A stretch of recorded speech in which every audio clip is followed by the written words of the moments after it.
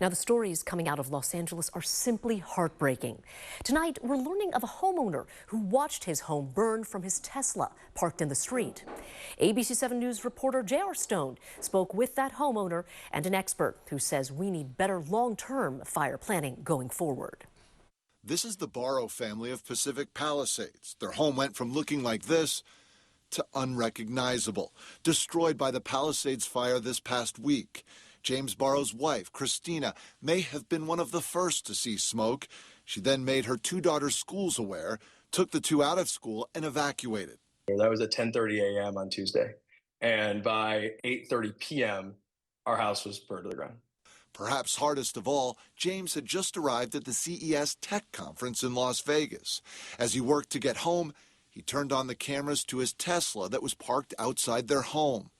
And so I was able to remotely log into my car, and literally as I logged into it, I saw a flame jump from one house into our side yard, then into our garage, and burn down the whole house. Like many others in the Pacific Palisades neighborhood of Los Angeles, Barrow is angry. His family was dropped by State Farm Insurance weeks ago, and despite living near a fire station, his house and others on the block burned. There's literally a fire station 3 blocks from our house, and fire trucks didn't come to our house.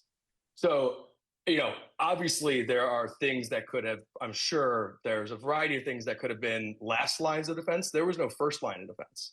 Working fire hydrants were an issue, and USC professor Kostas Sinalakis says until water pressure can be accurately monitored citywide, it should be tested annually. This is the kind of thing that, you can spend a lot of time doing calculations, but unless, people go out there, it's not that difficult to test it. You can test these things, once a year and make sure that you're prepared.